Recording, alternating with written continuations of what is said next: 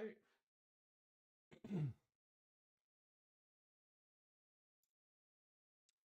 Hey everyone, welcome to today's presentation, Secrets of a Test Taker, Passing Your VMCE Exam the First Time. My name is Rasmus Haslund. I'm a Principal Technologist on the VM Certification Services team. Maybe you've already seen other videos on my channel. I try to produce some content on Veeam and VMware. But today, while the content in the title here does say pass your VMC exam the first time, I would argue that the strategies and suggestions I'll give you today could often be applied to any kind of vendor exam. Now on the agenda today, we have quite a few items here. First of all, of course, very important, where do we start? How could we fill up some gaps? Then I'll try taking you through a sample on the exam guide. Typically, vendors have a sort of exam blueprint, you could say. Then we'll go through some tips and tricks for multiple choice questions.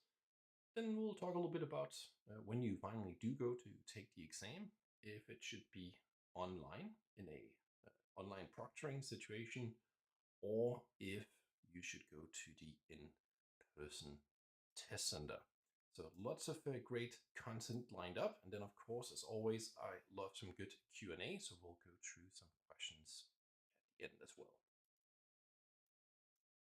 The first part, where do we start off? So if you want to go and take the exam, you essentially have a few options. First of all, you have to either already be certified, so you're already an existing Veeam certified engineer on, for example, version 2020, and you're looking to upgrade to 2021. What if you're not certified? Well, then you would have to go and attend an official 3-day configuration management class. Go to veeam.com/VMCE, you can find a list of education centers who has fantastic certified trainers who give you a wonderful experience. Once you've gone through the training, the education center reports your attendance to Veeam, then you'll be able to go and schedule the exam. Now, during the class, you of course have some hands-on labs. The education center should give you at least 10 days of extra lab time. I really suggest that you take full advantage of that. But sometimes, maybe if you're watching this video right now, you've already been on a training, your lab time's already expired. Maybe you're starting to finally get the time to go and do the exam. So maybe we need to do a little refresher here. And I've added some QR codes throughout so that you have a chance to kind of use your phone and just scan them for easy access. Here I've included a little link to a site called Veeam University. Some of you may be familiar with this already, but it's a great resource because it has free on-demand training. It's not a replacement for the configuration and management training, but it's a great source to be able to go and recap on the content that you've already perhaps gone through, fill up on some gaps here and there. And notice here, it's both for backup and replication and for VM1. Now, as you start thinking about moving towards the exam, very common problem I hear from the students who are preparing is, I don't know what I don't know. And that's a fair statement. How could you solve a problem like that? I thought a lot about that, and I decided to try and write down or explain the system that I typically use myself. I like to call it the traffic light system. So the traffic light system is based on the vendor's exam blueprint or exam guide. So in the example of Veeam, there's a whole document. It explains what you're going to be tested on the exam, different knowledge domains, different learning objectives that are being tested. The QR code should hopefully take you right to the Veeam exam blueprint. Now, once you have this document, I want you to try and think of each of these items. Self-evaluate. Where am I? Do I know really how does this one line item work? If you're thinking, I don't know how this works. I couldn't explain to someone else, and let alone could I go and do it in a live environment. That means it's a red. If you're thinking, I think I know how this works, but I'm not confident that I could go and perform these actions in a live environment without some help or guide perhaps, then we'll mark it yellow. And lastly, of course, if you're thinking, hey, I know how this works, I'm confident with this, I've used this before, I could do it, then we'll mark it green. And it's very visual. Here's just a little example I've just gone through. You can do this digitally. That's what I've done here, just to make an easier screenshot. But personally, I'm a little bit old school, so I print things and then I have my 3 highlighters and I'm sitting there highlighting away. The thing is, this is just a self-evaluation. So how do you know if you actually know or not?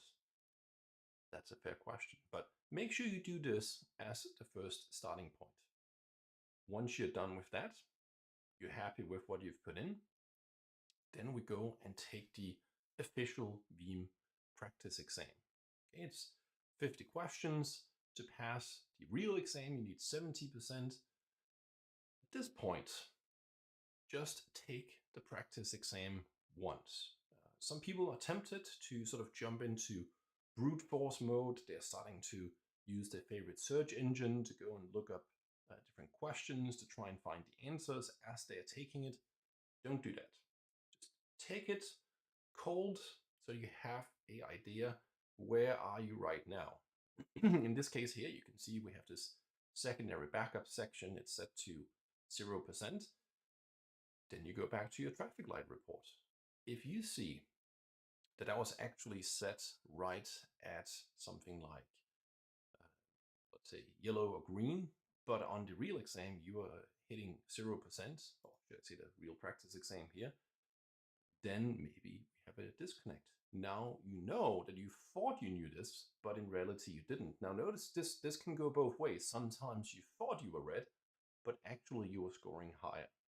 It just gives us a good starting point where we can be honest with ourselves and then start the journey towards getting certified. So how do I fill up those gaps? How do I make sure that I know what I need to know so I can confidently go and pass the exam? Of course, you already know. It's all about studying. But sometimes we need some advice, some nudging. What resources can I use? Well, use the exam guide as an example. Here I just took one sample section from the exam, and then we start attacking it one by one. Now, there's a lot of different items to go through. Sometimes we learn by just clicking on these links, reading about it. Sometimes you learn really well from watching videos where someone's explaining something. Sometimes you want to see presentations that are live so you can ask questions. But let's take some examples. What you want to do, of course, is get everything away from red, and the next step would then be yellow. What I like to recommend here is, it depends a little bit on your journey, what makes the most sense for you. If you've been using the product for a long time, well, some of these can be quite relevant then, because the product changes over time. What was the limitation might suddenly no longer be a limitation. It's just getting kind of a feature overview on the latest product version, or should I say the product version that you're going to be tested on, can be quite helpful. Sometimes the people writing exam questions want to write questions about new features. You know what those features are, it gives you a better chance to go and spend more time studying them. That could be just from the feature overview, but similarly from this What's New PDF that you can always find from at least Veeam, but also most other vendors. At the same time, there's this PDF called Release Notes. This sounds like something that's incredibly dry to read. What I found is many people seem to miss small, subtle changes, something that they know the product can't do. And then they use this information when they're answering exam questions. But over time, a lot of limitations are removed. So by reading these release notes, suddenly you can find those pieces of information listed out where it suddenly says, oh, now we support this. This way you don't get caught out. On the previous page here, you see links. These are kind of targeted links that are going to the Veeam user guide. I would suggest that you don't only read through those. It's a massive document. I think it's something like 2,000 pages. So it's not exactly a page turner going from one end to the other end, but it's a good place to go and read and also kind of make sure you understand. Maybe you're someone who's using Hyper-V every day in your daily work as a consultant, as a customer, or vice versa, maybe on vSphere. Just don't forget, the exam will do testing both on Hyper-V and on vSphere. And of course you can say, well, I only use one. Well, you don't have to be an expert on the opposing hypervisor. But the exam is, after all, if you know how to use the Veeam product. And that's what will be tested. So don't forget to also spend some time here on some of the other hypervisors. On Veeam.com, there's a whole section of how-to videos. Those are also really good for having someone walk you through certain features that probably were covered in the training. Maybe they weren't covered as in depth as you'd like, or maybe it's just a really good idea to get a refresher. Don't forget to miss those. On the Veeam YouTube channel, there's actually even more. Some of my favorites, for example, are the ones that are walking through the Veeam Explorer for SharePoint, the Veeam Explorer for Oracle, and I also really like the one for the Veeam Agent for Mac, just because it's one of those where maybe not everyone has a Mac, so actually being able to see that getting deployed, walked through, can be incredibly helpful. What if you want to go from yellow to green? Because red to yellow is mostly about understanding how something works, trying to explain it. I like to suggest the so-called rubber duck theory, where you have a little rubber duck, like what you might be using for your bath in front of you, and you try to explain something to the rubber duck. And if you can't do that, ignore the embarrassment if someone walks in, just try and do it. And if you find yourself unable to do that, maybe it's because you don't understand well enough. That was at least the theory from Einstein.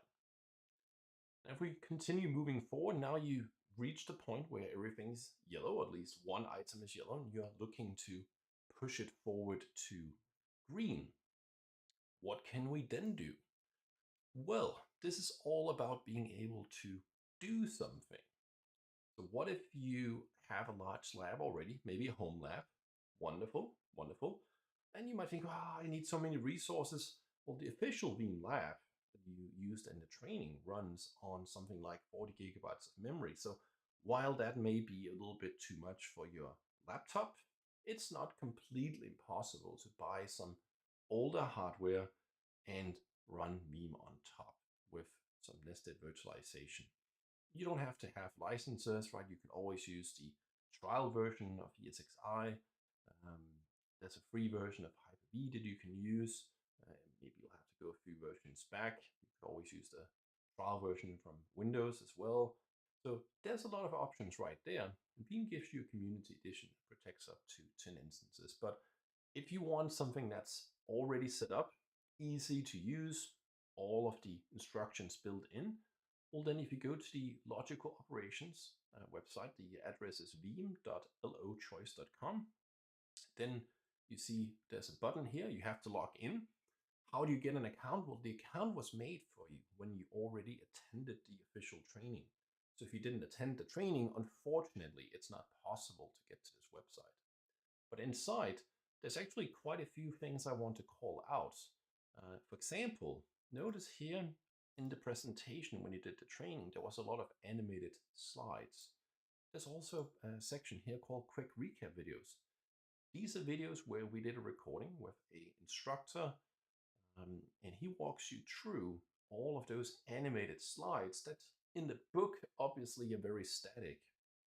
Similar, there's a whole exam preparation video section here. Most of those are with yours truly, and we go through the whole exam guide documents. It's not a replacement for training. It's just to try and make sure that you understand what's expected from you. more tips and tricks. So don't miss out on those videos. But what I really wanted to point out here is this green arrow right over here. And I'll make a second arrow just to have a lot of arrows, which is you can actually go and purchase additional lab time. The cost can vary a little bit region to region, but typically it's in the vicinity of 195 euros. And then you get 13 days of unlimited lab launches. And they don't work in sort of a sequence. You can do them in sequence, of course, but you can jump back and forth to any lab that you want to do, which means you don't have to do 10 labs just to do lab number 11, for example. What if you're on a bit of a tighter budget here? Well, then we also have this website. It's run community driven by one of the team employees, actually, Stein, and he has this Veeam Click website. And inside, you can click through many different operations. So it's kind of like a lab, but more such as a simulator, you could say. But it's incredibly helpful, especially for some of those features where you don't really want to have to wait for everything to happen, right? Because it's a simulator, you can very quickly progress through everything. Now let's continue a little bit here with the exam guide. So again, here we have some sample in the user guide and from the exam guide document. So let's try perhaps and see if we can do a little quiz here.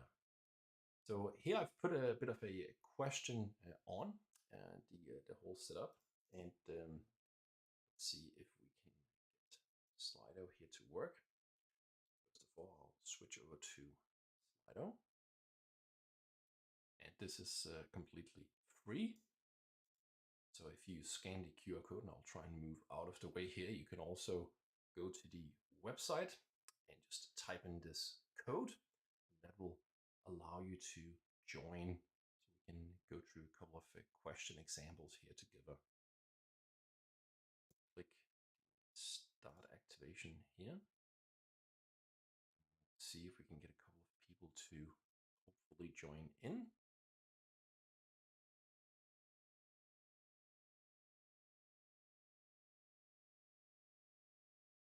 So just to kind of recap the question we are looking at a failback. So we've got a replica, we've already done a failover, and what happens if we do a failback to the existing original VM. Some different operations are going to be performed. Original VM is running, it's going to be powered off by backup and replication. Working failback snapshot is going to be created. But what is then going to happen is the question. Let's see. I have some suggestions here.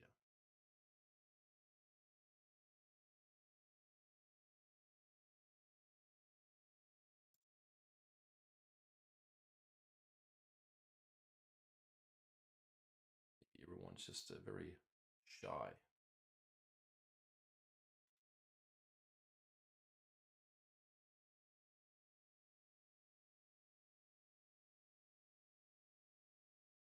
Okay, well that's fine. So what we'll do is I'll come back here, and there's a couple of things that happens, right? So we powered off the VM, we create this working failback snapshot. Then we go and create a protective snapshot on the replica. And that's because we are able to, in fact, do a undo failback. So this would allow us to go back to the state that the replica was in before I did the failback. Now, nothing really should be changing, but it's just to make sure that you know exactly which state it's in. Now we have these snapshots, and one of the reasons why we have this extra snapshot on the original production VM is that we can then start calculating the difference. So we know exactly which blocks have changed. This helps us then transfer all of those blocks over. And then of course we start the transfer, powering off, and then we can finally do the failback. There's quite a few moving parts here.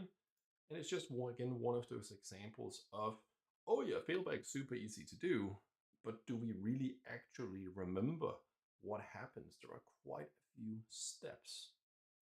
Let's do a little bit of an example here. In this example, we have a customer. They notice that there are network issues. They have a standalone ESXi host. They do a failover of VMs to a second standalone host that they have when its replication job is sending replica copies over. And everything seems to be good, but then unfortunately after some time, they start to have some problems. They get machine name conflicts. What could the problem be? Could be the problem here? So one of the issues, of course, that we might want to think about. Well, maybe let's go and see. Maybe we have some suggestions here in the audience. That would be nice at least. Let's see, we'll give you folks a chance to see if you have some suggestions.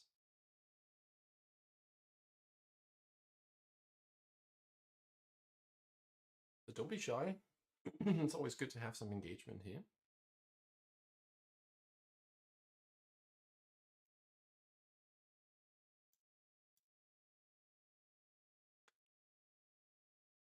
So some of the suggestions here could be maybe it's some sort of known problem in Windows. We would have to go and patch before we could get this problem solved. Maybe it's when we do some failover here, we have to go and trigger sysprep to make sure that we don't have any name conflicts. Oh, and we have Sasso joins. Awesome. Thank you for taking the time to join. Let's see if you have some suggestion here. I'll give you a chance to read through the answer options here. We remember we were having some network issues on that original host. Maybe we're having problems on the target host as well.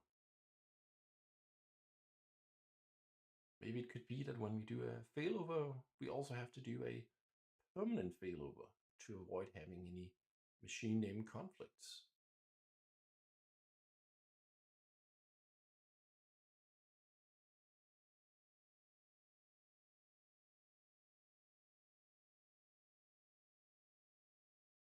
On this example, it could be the fact that it's because we had a VM, it was on a host.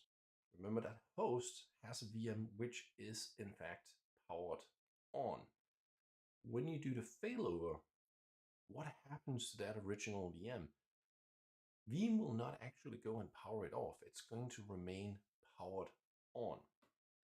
Means now you suddenly have two VMs that are powered on with the same name, the same IP, unless of course you have re-IPing enabled. Now, initially we don't have any problems because that original source host is offline on the network, but the VM is technically still running. So when the networking team finally resolves those networking issues, suddenly we have the same VM powered on two places. They have the same IP, they have the same name. This is definitely going to cause some conflicts. Right? So in this example here, the correct answer would be that it's because the network issues on the original host have been resolved.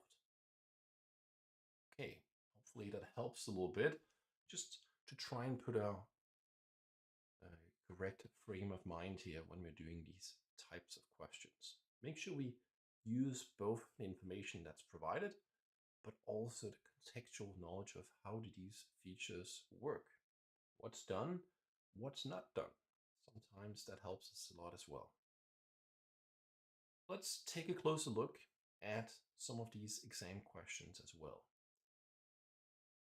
One of the issues I've seen and also heard from many people over time is that they often rush through the questions, and this rushing can lead to some unnecessary errors.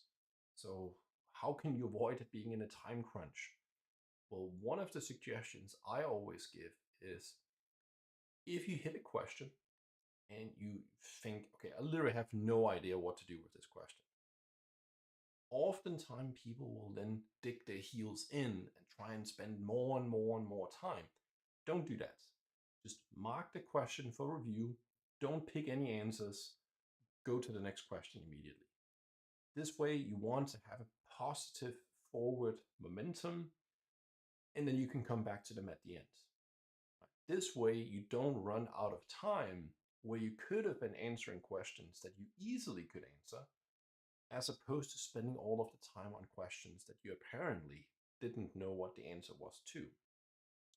Now, when you do focus on the questions that you think you can answer, then of course, make sure that you take the time to truly understand what each question is actually asking you.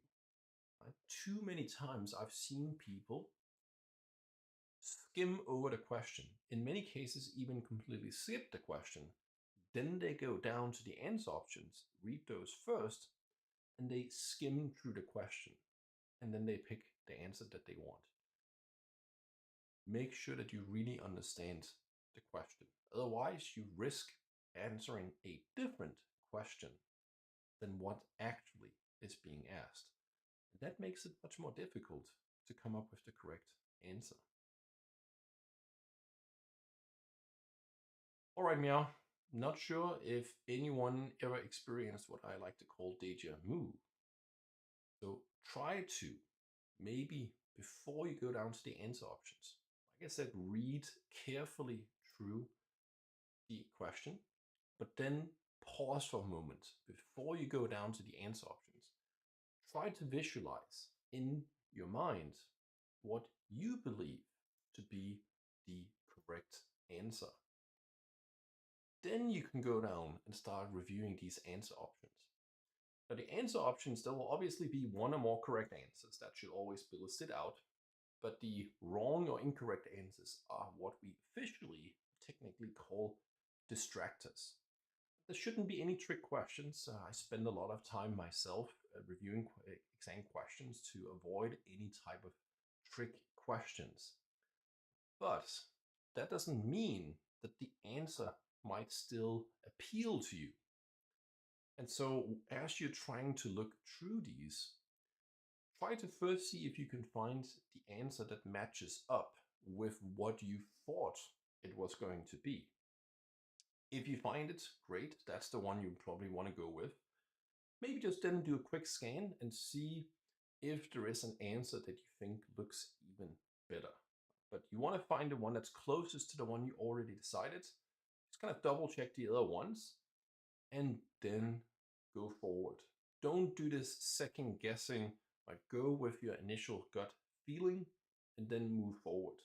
Too often I've seen people, when we do some testing, where they start questioning themselves and then they move away from what actually they had already picked that was the correct answer to something else, which was unfortunately not the correct answer.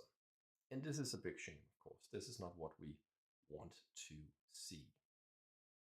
Okay, let's go and take a look at the next quiz here. So this is not really exactly a VMCE related question, but it's more to try and give you a feeling for this. Now, if you've never watched Harry Potter or read anything, that's fair enough. I just wanted to try and produce some situation where I think most people at least have some idea. Let's see here if we can get a couple of people to pick something.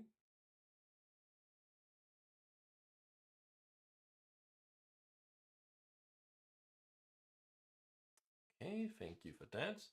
See someone already answering. That's wonderful.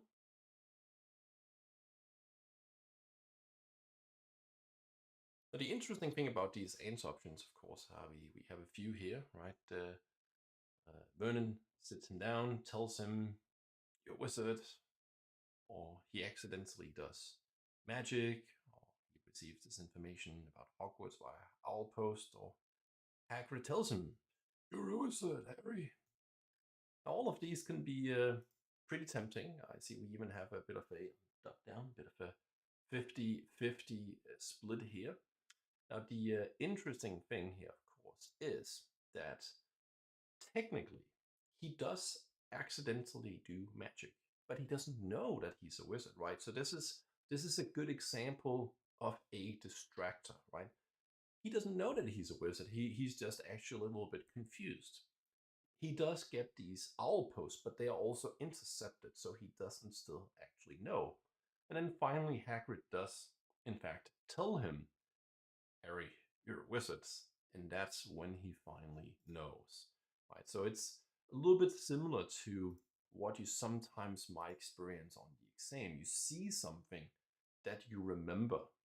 The problem is maybe you're remembering some information about how it works on Hyper-V, but the question is specifically asking you about vSphere or vice versa. So be careful sometimes. Make sure that you, again, take the time to really understand.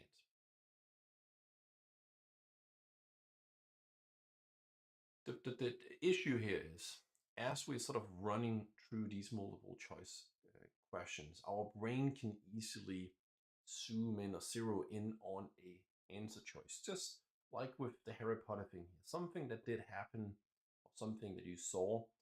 Um, you can't sort of sit and cross out any answers that you're not that you know are wrong, but try to do it mentally, because what we're looking to do is to narrow down the list of possible choices to fewer and fewer. So even if you only can eliminate one or two answers, you're still increasing your percentage chances by quite a lot. Normally, there should be, for one correct answer, there should be, meaning if you have to select just one answer, there should be 4 answer options. So if you can eliminate 2 of them, well, then you're already down to 50-50 chance, even if you're guessing. Those are realistic odds, yeah? Now, as for the exam, there are lots of study tools out there. First of all, I do want to point out on this logical operations website that I was talking about before, we have these exam preparation video pages. And let me just briefly go and show you this website here just to make sure I've seen it at least once before. So this is the site veeam.lochoice.com. I'm just going to log in. You'll want to find this Veeam Availability Suite V11 box. Here we have that lab time that I was talking about. Down here we have this exam preparation videos section. Notice there are 11 videos, but it's not so obvious. There are 2 pages that you can switch. I wish the UI was a little bit different here, but unfortunately it's not. But start from here at the top with the introduction, and I'll take you through all of the different sections, trying to give you some good hints on what to be extra careful with as you're preparing. And then finally, the areas that I see a lot of people seem to be missing. And then finally, some extra tips and tricks for the exam. As I said, you have to have already attended the training to be able to access that website. So if you're thinking, how do I get access? Well, you have to do the training. And the way it works is during the training, you get a access key. You then use that key. It's a one-time key that you use to create a personal account. So if you're already saying, well, I did the training already, what's my key? Hopefully you use the key during the training to go and download all of the books. If you forgot your username and password, you can always contact Logic Corporation's customer service and they can help you out. If you're completely desperate, just contact Veeam on the email address vmce@veeam.com and someone will obviously be able to help you. The next step would be to start using practice exams. And these are a wonderful tool, but there's a couple of things that I have to say about that. One is use practice exams. Don't use brain dumps. Right? Number one, I've looked at, as a part of my job, many brain dumps over the years. And the problem is always, number one, where did these questions really come from? Do we really want to pass an exam by cheating? meaning someone literally stole the real exam questions. Problem is, number one, oftentimes someone will post something maybe super old, or they copied someone else's practice questions and they are selling this as if it's the real exam.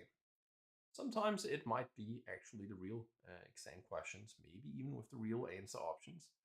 And then the answers that they've marked as the correct answer, very, very often, they are not the correct.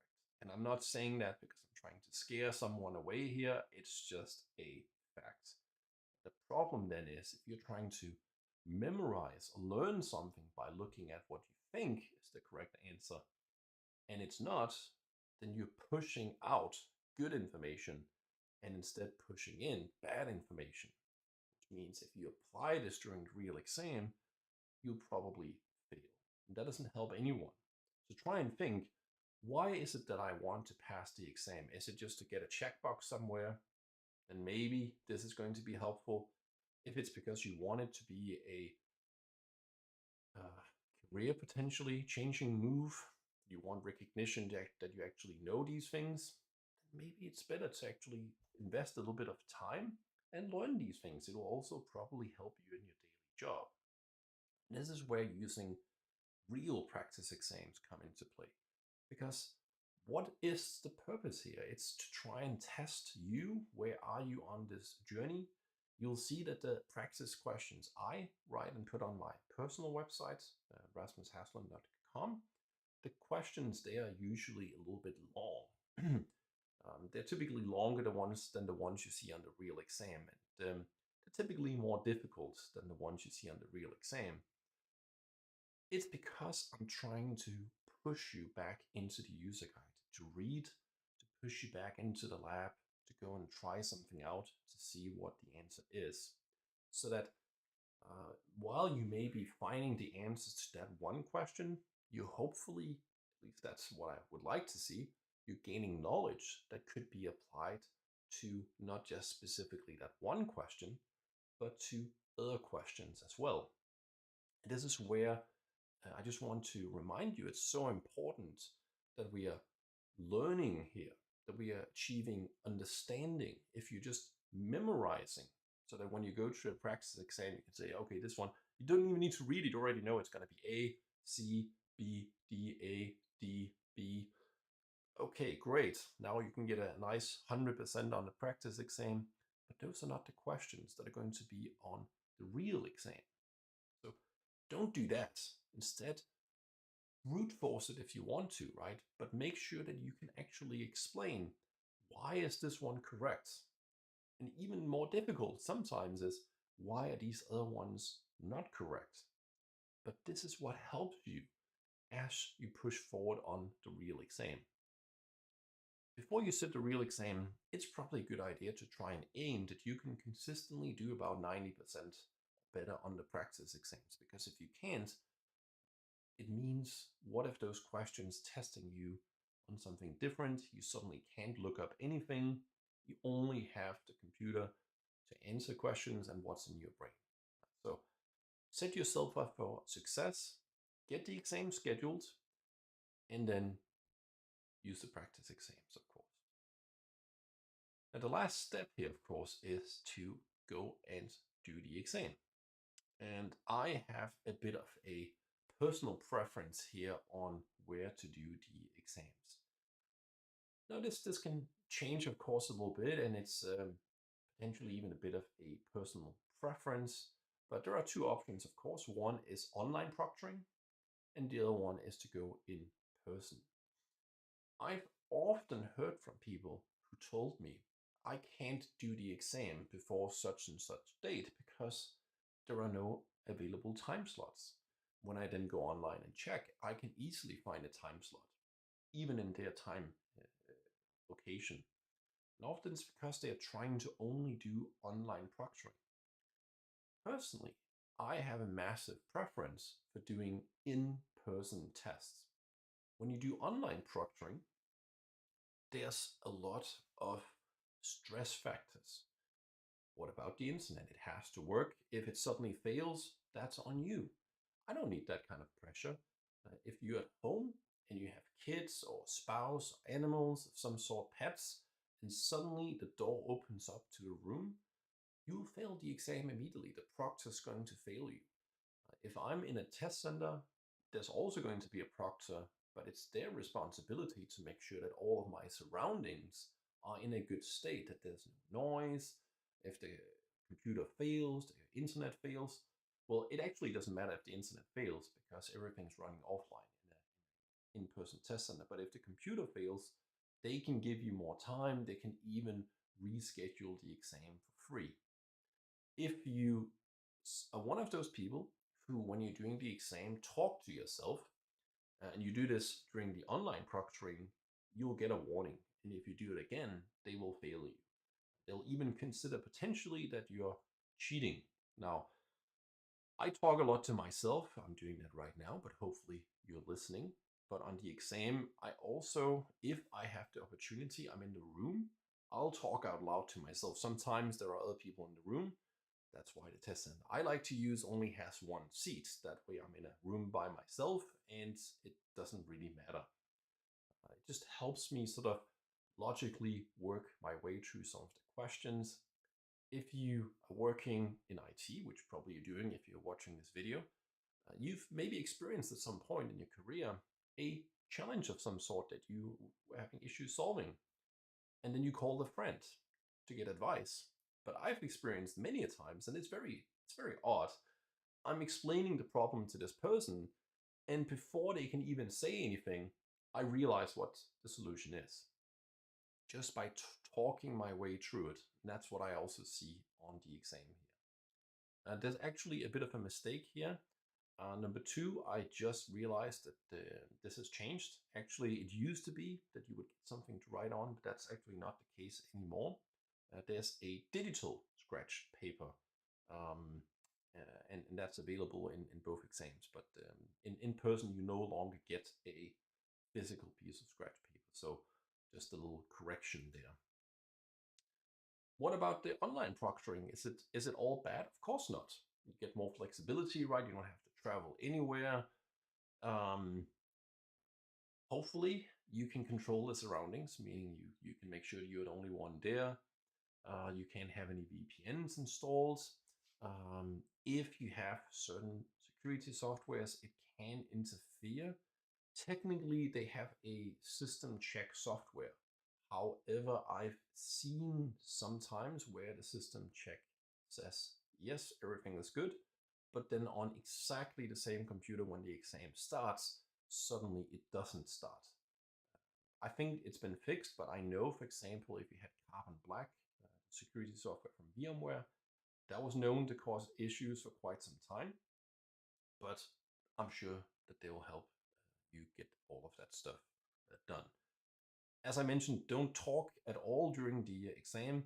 That includes the survey. So wait until you're completely done, browser window is closed, I don't know, reboot the computer, whatever, so you're confident everything is done, and then you should be in a good state. I even go as far as suggesting that you only use a personal laptop, just so that you don't get hit by some corporate policy that's suddenly preventing some check by Pearson VUE. When you do run the system check, this is what it looks like on Windows at least. Here I intentionally just left some stuff running. You can see I have Teams and Skype and Slack and all of that stuff running. And if you click OK, it's going to try and close all of these processes. And this is where sometimes the antivirus ends up on this list. And obviously it won't be allowed to close that. And then you end up in this kind of deadlock situation. Obviously, you also want to make sure that your microphone works because you need to be able to interact with the proctor. You want to make sure your internet speed is stable. If at all possible, I would connect it by cable, just so you don't get hit by some crazy Wi-Fi issues. And then you need to have a camera that can kind of move around and show the room to the proctor. So I put a QR code here that takes you to the system check, just in case you want to give it a try as well. Now we do have some time left here, and hopefully you didn't completely give up on me here, and you're willing to do a few questions here. So I'd love to hear from you. if there are some questions. And I think unfortunately there's not really a chat option here, but let's see if we can put a little question in Slido. Put it over to Slido, and this should allow you to type in live questions. Hopefully we have some.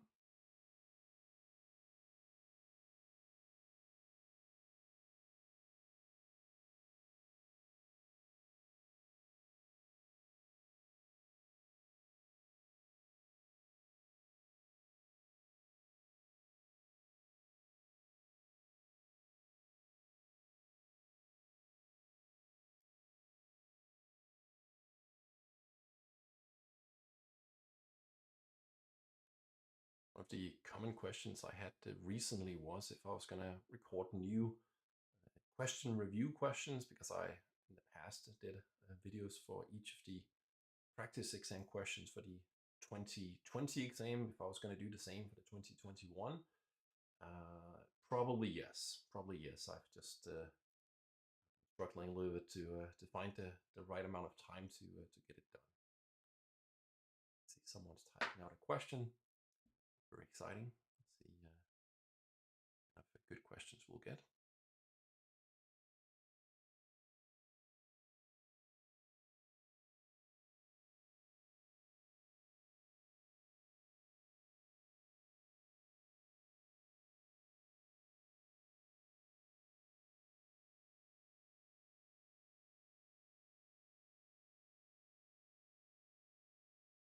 Okay, maybe it's a long question. Oh, there we are.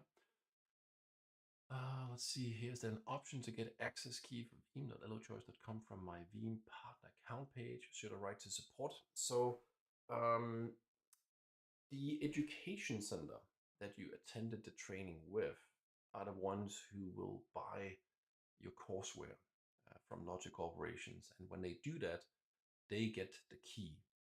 So if you remember who you took the training with, and there's a lot of education centers, it could be Arrow, Ingram, Tech Data, GTI, DLS, InfoSight. There's so many. Then you would essentially write to them, and it could be sometimes Veeam runs some strategic classes, for example, at Veeam On. So if you attended it where it was run directly by Veeam, then of course just contact Veeam at vmce.com. If you don't remember where you took the training, then drop us an email as well. We can help you locate the training that you attended, if it was reported at least. We don't have the key because we're not the ones providing it to you unless we ran the training. But just drop us a note if you need help trying to get it. Of course, we can help with that. Otherwise, just contact the education center. The question then, of course, is if you don't have the key, it also means that all of this extra content that we have there, like exam prep videos and books and so on, you don't have access to that, and that's going to make it much more difficult, of course, to successfully prepare for the exam. My pleasure. Hope you find it. Otherwise, just please reach out so we can give you a hand here. Okay, any other questions at all that I can help with?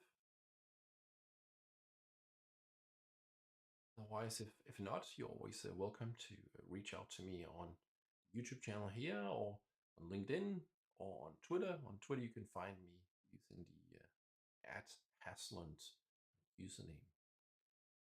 Thank you so much for taking the time to join this stream today. Really appreciate you being here, and best of luck on your VMCE certification